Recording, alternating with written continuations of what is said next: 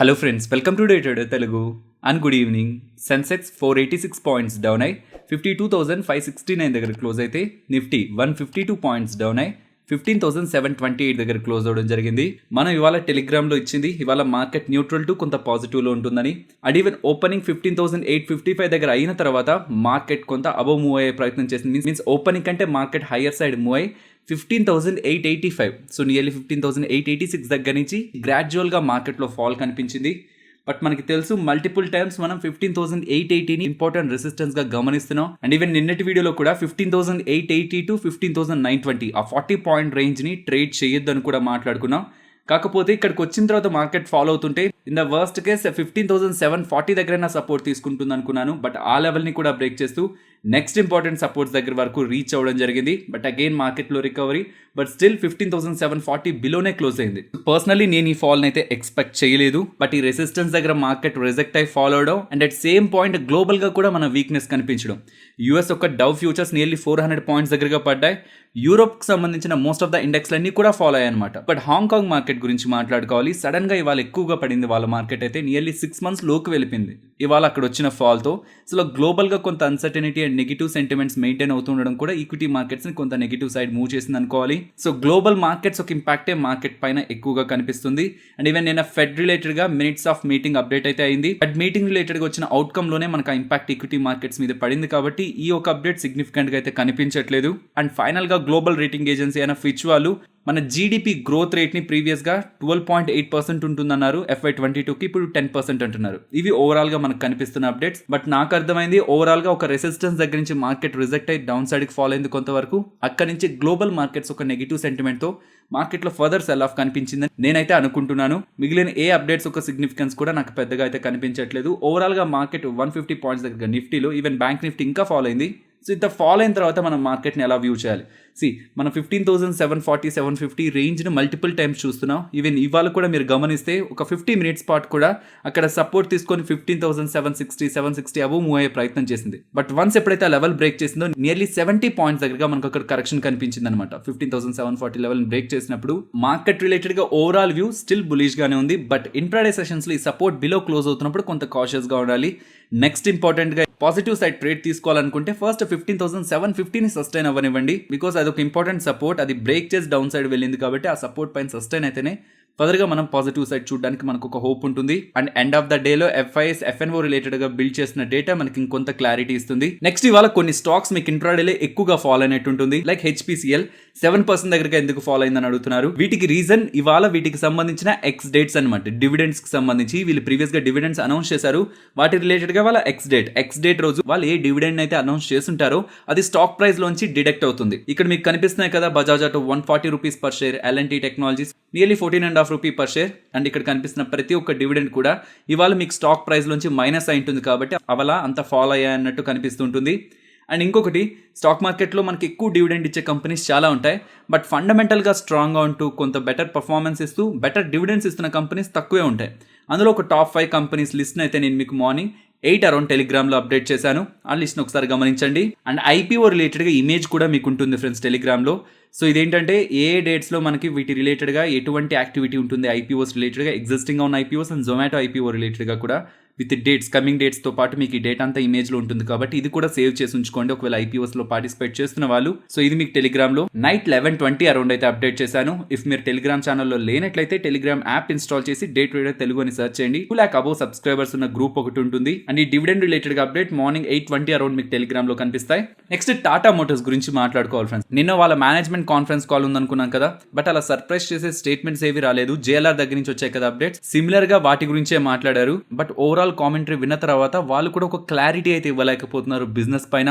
ఈ semi conductors ఒక issue ఎప్పటికీ క్లియర్ అవుతుంది అనేది వీళ్ళు కూడా చెప్పలేకపోతున్నారు. ఎందుకని సెమీ కండక్టర్స్ ఇష్యూ స్టార్ట్ అయింది అంటే వీళ్ళ రిలేటెడ్ గా జపనీస్ లో సెమీ కండక్టర్ సప్లై చేసే వాళ్ళ మ్యానుఫాక్చరింగ్ ఫెసిలిటీలో ఒక ఫైర్ ఇన్సిడెంట్ తో అక్కడ సప్లై ఇంపాక్ట్ అయింది అంటున్నారు. అండ్ టెక్సాస్ లో కూడా స్నో స్ట్రోమ్ కారణంగా అక్కడ సప్లై కూడా ఇంపాక్ట్ అయింది అంటున్నారు. వీటి కారణంగానే వీళ్ళకి సెమీ కండక్టర్ షార్టేజ్ ఎదురైందని, ఈవెన్ వాళ్ళ సప్లైర్స్ కూడా వాళ్ళ కెపాసిటీని పెంచుతున్నారు. బట్ 12 to 18 months పడుతుందని, ఈ లోపు వీళ్ళ బిజినెస్ రిలేటెడ్ గా వీళ్ళ వాల్యూమ్స్ కానివ్వండి, ప్రాఫిట్ కానివ్వండి, క్యాష్ ఫ్లోస్ రిలేటెడ్ గా ఒక గైడెన్స్ అయితే పాసిబుల్ కాదన్నట్లు అప్డేట్ చేస్తున్నారు.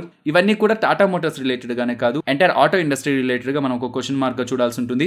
బట్ వీళ్ళు చెప్తున్నది వెహికల్స్ రిలేటెడ్గా వీళ్ళు ఏవేవైతే లాంచెస్ ఉంటాయని చెప్పారో ఆ లాంచెస్లో ఎటువంటి డిలే ఉండదని చెప్తున్నారు. అండ్ వీళ్ళు రిలేటెడ్గా ఉన్న మార్కెట్ షేర్లో ఎటువంటి ఇంపాక్ట్ ఉండదని వీళ్ళు ఎక్స్పెక్ట్ చేస్తున్నారు. కాకపోతే బిజినెస్ రిలేటెడ్గా ఫ్యూచర్ అవుట్లుక్ని మాత్రం ఈ సెమీ కండక్టర్స్ ఒక షార్టేజ్తో ఇవ్వలేకపోతున్నామని టాటా మోటార్స్ వాళ్ళైతే అప్డేట్ చేస్తున్నారు. నెక్స్ట్ పిఎన్బి హౌసింగ్ ఫైనాన్స్ గురించి మాట్లాడుకోవాలి ఫ్రెండ్స్. నిన్న మనకు ఒక అప్డేట్ వచ్చింది. జూలై 3 పిఎన్బి వాళ్ళు పిఎన్బి హౌసింగ్ ఫైనాన్స్ ని వీళ్ళు ఏ డీల్ అయితే ప్రీవియస్ గా చేయాలనుకుంటున్నారో ఆ డీల్ ని ఒకసారి రివైజ్ చేయడానికి ప్రయత్నించండి అని అడిగారని ఇది పిఎన్బి హౌసింగ్ ఫైనాన్స్ వాళ్ళు ఎక్స్చేంజెస్ కి చెప్తున్నారనమాట. సో డీల్ జరగడం, ఆ కార్లైల్ డీల్ జరగడం పిఎన్బి హౌసింగ్ ఫైనాన్స్ కి పాజిటివ్. బట్ ఆ డీల్ ని ఒకసారి రివైజ్ చేయండి అని పిఎన్బి వాళ్ళు వీళ్ళని అడగడం అయితే పాజిటివ్ అయితే కాదు, అలానే నెగిటివ్ కూడా కాదు. But still stock upper circuit లో క్లోజ్ అవడం జరిగింది. సో ఇక్కడ పిఎన్బి ఒక పాత్ర ఏంటంటే పిఎన్బి వాళ్ళకి పిఎన్బి హౌసింగ్ ఫైనాన్స్ లో 32% దగ్గరగా వాటా ఉంది. పిఎన్బి హౌసింగ్ ఫైనాన్స్ వాళ్ళకి ఏ డీల్ అయితే పాజిటివ్ డీల్ అనుకుంటున్నామో కార్లైల్ డీల్ 4,000 crore డీల్, ఆ డీల్ పాస్ అవ్వాలంటే 75% దగ్గరగా షేర్ హోల్డర్స్ యొక్క యాక్సెప్టెన్స్ ఉండాలి. 75% దగ్గరగా.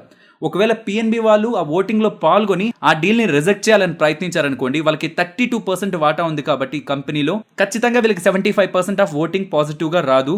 కాకపోతే పిఎన్బి వాళ్ళ ఓటింగ్ లో ఆబ్సెంట్ అయి ప్రెజెంట్ అవ్వకుండా మిగిలిన వాళ్ళు ఓటింగ్ వేసినట్లయితే అప్పుడు ఆ డీల్ పాస్ అవడానికి పాసిబిలిటీ ఉంది. సో సెబీ వాళ్ళు ఈ డీల్ రిలేటెడ్ గా ప్రైజింగ్ రిలేటెడ్ గా ఇష్యూస్ ని రైజ్ చేసి ఆ ప్రైజింగ్ రిలేటెడ్ గా మేము ఇన్వెస్టిగేషన్ చేసిన తర్వాత డీల్ ని ప్రొసీడ్ చేయండి అని చెప్పారు. పిఎన్బి హౌసింగ్ ఫైనాన్స్ వాళ్ళు SAT కి వెళ్లారు. SAT వాళ్ళు ఓటింగ్ అయితే కండక్ట్ చేసుకోండి, బట్ రిజల్ట్స్ ని జూలై 12 మాట్లాడుకుందాం అన్నారు. సో ఇప్పుడు జూలై 12 మీదే పిఎన్బి హౌసింగ్ ఫైనాన్స్ రిలేటెడ్ గా ఇంపాక్ట్ అయితే ఆధారపడి ఉంటుంది.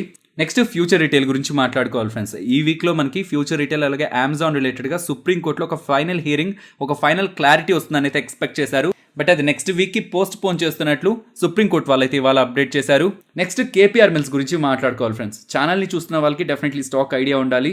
బికాస్ ఫస్ట్ ఇది April 30 మాట్లాడుకున్నాం. అండ్ ఈవెన్ రీసెంట్గా కూడా యూఎస్ ఒక ఇంపోర్ట్స్ రిలేటెడ్గా డేటాని షేర్ చేస్తూ ఆ రోజు కేపీఆర్ మిల్స్ పెరిగింది, బట్ అగైన్ రెడ్లో క్లోజ్ అయింది. ఈవెన్ రెడ్లో క్లోజ్ అయినా వీళ్ళ ఫండమెంటల్ స్ట్రాంగ్గా ఉన్నాయి. స్ట్రాంగ్ బిజినెస్ గ్రోత్ ఉన్న కంపెనీ. ఈవెన్ వీళ్ళకి టెక్స్టైల్స్లోను అండ్ షుగర్లో కూడా వీళ్ళకి ఎక్స్పోజర్ ఉంది కాబట్టి దీన్ని మనం సెలెక్ట్ చేయడం జరిగింది ఏప్రిల్లో అని చెప్పి అప్డేట్ అయితే ఛానల్లో షేర్ చేయడం జరిగింది. సో వీళ్ళు స్టాక్ స్ప్లిట్ రిలేటెడ్గా జూలై 27 అయితే డెసిషన్ తీసుకుంటారంటున్నారు. కంపెనీ ఒక ఫేస్ వాల్యూ 5 అనమాట. సో పాసిబిలీ 5 తో డివైడ్ అవడానికి పాసిబిలిటీ ఉంది. Stock price and number of shares 5 తో మల్టిప్లై అవడానికి అయితే పాసిబిలిటీ ఉంది. అఫీషియల్ గా ఏ అప్డేట్ ఉంటుంది అనేది మనకి జూలై 27 అయితే అప్డేట్ అవుతుంది. నెక్స్ట్ రైల్టెల్ గురించి మాట్లాడుకోవాలి ఫ్రెండ్స్. వీళ్ళకి 23 crores విలువ చేసే ఆర్డర్స్ సాగర్ కేబుల్ వాళ్ళ దగ్గర నుంచి అయితే వచ్చాయని అప్డేట్ చేస్తున్నారు. సో ఆర్డర్స్ రావడం పాజిటివే, బట్ మార్కెట్ ఇవాళ నెగిటివ్ గా మూవ్ అయ్యేసరికి ఇవాళ నియర్లీ 0.5% దగ్గరగా గెయిన్స్ తో క్లోజ్ అవడం జరిగింది. నెక్స్ట్ బజాజ్ హెల్త్ కేర్ గురించి మాట్లాడుకోవాలి. వీళ్ళ గురించి రిపీటెడ్ అప్డేట్స్ వస్తున్నాయి. ఫస్ట్ ఫావిపిరావిర్ రిలేటెడ్ గా అప్డేట్ వచ్చింది. నెక్స్ట్ ఐవర్మెక్టిన్ అన్నమాట. ఇది కూడా ఈ వైరస్ రిలేటెడ్ గా యూజ్ చేస్తుంటారు, యాంటీ పారాసైటిక్ డ్రగ్. దాని రిలేటెడ్ గా కూడా వీళ్ళు ఫోకస్ చేశారు. And next even black fungus related గా ఆంఫోటెరిసిన్ బి ఉంటుంది కదా, దానికి ఆల్టర్నేటివ్ గా ఇంకొక డ్రగ్ ఉంది, దాని రిలేటెడ్ గా కూడా వీళ్ళు ఫోకస్ చేశారు. సో వీళ్ళు ఈ వైరస్ రిలేటెడ్ గా ఏ ట్రీట్మెంట్స్ ఉన్నాయి అండ్ వాటి రిలేటెడ్ గా ఏ డ్రగ్స్ కి ఫర్దర్ గా స్కోప్ ఉంటుందని కాన్స్టెంట్ గా లాస్ట్ ఫ్యూ మంత్స్ నుంచి కూడా రిపీటెడ్ అప్డేట్స్ ఇస్తూనే ఉండేసరికి మిగతా ఫార్మా స్టాక్స్ కంటే కూడా ఈ స్టాక్ లో మనకి ఎక్కువ ర్యాలీ అయితే కనిపించింది. లాస్ట్ 1 month లో 33%, లాస్ట్ 6 months లో 81% దగ్గరగా స్టాక్ గ్రో అయింది. ఇవాళ కూడా ఒక అప్డేట్ చేశారు వీళ్ళు. DRDO వాళ్ళ దగ్గర నుంచి 2DG డ్రగ్ రిలేటెడ్ గా లైసెన్స్ అయితే సంపాదించారని చెప్తున్నారు. ఈ 2DG డ్రగ్ రిలేటెడ్ గా డాక్టర్ రెడ్డీస్ వాళ్ళకి ఫస్ట్ లైసెన్స్ వచ్చింది. Next Shilpa medicare, next Laurus, ఇప్పుడు Bajaj health care. Next Deepak fertilisers గురించి మాట్లాడుకోవాలి. ఇంట్రాడే సెషన్స్ లో స్టాక్ 5% దగ్గరగా క్లోజ్ అవడం జరిగింది. ప్రమోటర్స్ వాళ్ళ ప్లెజ్ ని తగ్గించుకున్నారని, సో సిగ్నిఫికెంట్ పోర్షన్ ప్లెజ్ నుంచి రిమూవ్ చేశారనేసరికి స్టాక్ ఇవాళ మనకి ర్యాలీ అయినట్టు డేటా కనిపిస్తూ ఉంటుంది.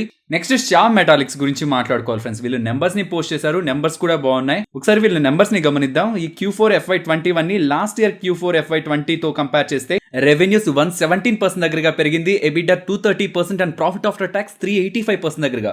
అండ్ వీళ్ళ రెవెన్యూస్ లో ఎక్కడెక్కడి నుంచి ఎంతెంత సంపాదిస్తున్నారన్న డేటాను కూడా ఇక్కడ మీరు గమనించవచ్చు. అండ్ ఇతర ఫైనాన్షియల్స్ కూడా మనం వీళ్ళ IPO వస్తున్నప్పుడే మాట్లాడుకున్నాం. వీళ్ళ డెట్ తక్కువగానే ఉంటుంది అండ్ వర్కింగ్ క్యాపిటల్ డేస్ ని కూడా తగ్గించుకున్నారు. ఇది కూడా మనం పాజిటివ్ గా తీసుకోవాలి. అండ్ ROCE కూడా ఇంప్రూవ్ అయింది అనమాట లాస్ట్ ఇయర్ తో కంపేర్ చేస్తే. అండ్ ఈవెన్ వీళ్ళ క్యాష్ ఫ్లో స్టేట్మెంట్ లో కూడా స్ట్రాంగ్ క్యాష్ ఫ్లో జనరేషన్ అయితే మనకు కనిపిస్తుంది. ఓవరాల్ రిజల్ట్స్ మనకి స్ట్రాంగ్ గా ఉన్నాయి. నెక్స్ట్ IPOs గురించి మాట్లాడుకోవాలి ఫ్రెండ్స్. మనకి 2 IPOs దగ్గరగా రేపు క్లోజ్ అవబోతున్నాయి. GR infra and clean science technology. Clean science related గా still 50% above grey market premium maintain అవుతుంటే, GR ఇన్ఫ్రా రిలేటెడ్ గా 40 to 45% ఇన్ బిట్వీన్ ఈ రేంజ్ లో అయితే గ్రే మార్కెట్ ప్రీమియం మెయింటైన్ అవుతుంది. నెక్స్ట్ జొమాటో IPO గురించి మాట్లాడుకోవాలి. IPO జూలై 14th ఓపెన్ అవుతుంది అండ్ జూలై 16th క్లోజ్ అవుతుంది అంటున్నారు. And issue size 9,375 crore. So one of the big IPO అనుకోవచ్చు. 10% దగ్గరగా ఇందులో రీటైల్ కేటగిరీ ఉంటుంది. ఈవెన్ ఆ 10% చూసినా సరే రీటైల్కి అది కొంత ఎక్కువే. ఈ కంపెనీస్ని ఇతర కంపెనీస్ లాగా రెవెన్యూ, ప్రాఫిట్, ఎబిడా మీన్స్ ఈ నెంబర్స్ని కంపేర్ చేస్తూ మంచి గ్రోత్ ఉంది, మంచి ROE, ROC ఉందని కంపేర్ చేసే బిజినెస్ కాదు కాబట్టి వాల్యుయేషన్ కూడా ఒక క్వశ్చన్ మార్క్గా ఉంటుందన్నమాట. కాబట్టి వీళ్ళు ఎక్స్పెన్సివ్ వాల్యుయేషన్లో వస్తున్నా మోస్ట్లీ సబ్స్క్రైబ్ విత్ రిస్క్ టోనే మనకు వినిపిస్తూ ఉంటుంది మార్కెట్లో. వీళ్ళ రిలేటెడ్గా ఉన్న బిజినెస్ అండ్ వీళ్ళ రిలేటెడ్గా ఉన్న రిస్క్ ఫ్యాక్టర్స్ అన్ని గమనించిన తర్వాత మనం ఇన్వెస్ట్మెంట్ చేయాల్సి ఉంటుంది. వీళ్ళ ప్రైస్ బ్యాండ్ మీన్స్ వీళ్ళు ఏ ప్రైస్లో వస్తున్నారని చూస్తే 72 to 76. Next Nifty, bank Nifty support and resistance మాట్లాడుకుందాం ఫ్రెండ్స్. సపోర్ట్ 15,650 దగ్గర గమనిస్తున్నాను, రెసిస్టెన్స్ 15,880. బట్ ఇమీడియట్గా 15,750, బట్ చాలా దగ్గరగా ఉంది. గ్యాప్ అప్లో ఓపెన్ అయితే next important resistance 15,880. Bank Nifty support 34,870 and resistance 35,580. Next option chain data అని మాట్లాడుకుందాం. July 8 అలాగే జూలై మంత్లీ ఎక్స్పైరీ రెండింటిని కూడా కంబైన్ చేసామంటే డేటా మనకి పాజిటివ్గా అయితే కనిపించట్లేదు. సో ప్రీవియస్గా గమనించారు, ఈవెన్ ప్రీవియస్గా కూడా నేను ఒకసారి చెప్పాను మీకు 15,800 అబోవ్ మార్కెట్ రాగానే ఇక 15,800 దగ్గర నుంచి ఎగ్జిట్ అయ్యి 16,000 మీద ఫోకస్ చేస్తారు call writers. But once 15,800 below sustain అయ్యి క్లోజ్ అయిపోయింది అనుకోండి, ఇక ఇమీడియట్గా 15,800 కంటే మార్కెట్ వెళ్ళదని వెరీ హ్యూజ్ యాక్టివిటీ 15,800 దగ్గర బిల్ చేస్తారు. అదే కనిపిస్తుంది మనకి ఇక్కడ. 12,000 ఇంట్రాడే అండ్ ఓవరాల్గా 39,000 కాంట్రాక్ట్స్ని ఇక్కడ బిల్డ్ చేస్తున్నారు. వేరే 16,000 దగ్గర అన్వైండింగ్ కనిపిస్తుంది. అండ్ ఇంకెక్కడ కూడా మంత్లీ ఎక్స్పైరీ కాంట్రాక్ట్స్లో ఇంత ఓఐ మనకి బిల్డ్ అవ్వట్లేదు. బట్ ప్యారల్గా మనకి పుట్ సైడ్ కూడా ఓవరాల్గా 33,000 ఉంది. బట్ ఇంట్రాడేలో ఫామ్ అయిన యాక్టివిటీని గమనిస్తే పుట్స్ కంటే కాల్స్లో డబల్ ఓపెన్ ఇంట్రెస్ట్ క్రియేట్ అయింది. సో 800 అనేది ఇమీడియట్ రెసిస్టెన్స్గా కనిపిస్తున్నా ప్రీవియస్గా మాట్లాడుకుంటున్న రేంజ్నే కంటిన్యూ చేయండి. 15,500 to 16,000 ఆప్టికల్గా మనకు కనిపిస్తున్న డేటా ప్రకారం 800ని బ్రేక్ చేయదని స్ట్రాంగ్ ఓఐ డేటా అయితే ఫామ్ అవుతుంది. అండ్ పుట్ సైడ్ గమనించండి, 15,500 దగ్గర కూడా మనకి బిల్డ్ అవ్వట్లేదు, అక్కడ కూడా అన్వైండింగ్ కనిపిస్తుంది. 15,600 దగ్గర కూడా అన్వైండింగ్ కనిపిస్తుంది. మరి 15,700 దగ్గర రైటింగ్ కనిపిస్తుంది కదా అంటే అక్కడ కాల్స్ దగ్గర కూడా అంతకంటే ఎక్కువ రైటింగ్ కనిపిస్తుంది. సో ఓవరాల్గా అయితే పుట్స్లో మనకు ఒక కాన్ఫిడెన్స్ కనిపించట్లేదు, అక్కడ ఒక స్ట్రాంగ్ రైటింగ్ కనిపిస్తూ ఇది సపోర్ట్ అని మనకు ఒక సిగ్నిఫికెన్స్ అయితే ఇంట్రాడే సెషన్లో కనిపించలేదు. ఓవరాల్గా డేటా 15,500 దగ్గర స్ట్రాంగ్గా ఉంది, బట్ ఇంట్రాడేలో కాన్ఫిడెన్స్ అయితే బిల్డ్ అవ్వట్లేదు.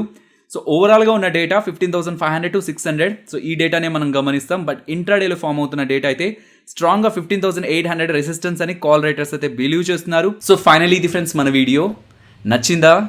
నచ్చితే వీడియోని లైక్ చేయండి ఫ్రెండ్స్. అండ్ ఈ వీడియో మన వాళ్ళకి యూజ్ అవుతుంది అనుకుంటే తప్పకుండా షేర్ చేయండి. అండ్ మన ఛానల్ని సబ్స్క్రైబ్ చేయనట్లయితే ఛానల్లో ఉన్న కంటెంట్ని గమనించండి. ఇఫ్ ఆ కంటెంట్ మీకు ఇంట్రెస్టింగ్ అనిపిస్తుంటే ఛానల్ని సబ్స్క్రైబ్ చేసి పక్కనే ఉన్న బెల్ ఐకాన్ క్లిక్ చేయండి. మరొక ఇంట్రెస్టింగ్ వీడియోతో మళ్ళీ మీ ముందుకు వస్తాను. అంతవరకు టేక్ కేర్. జై హింద్.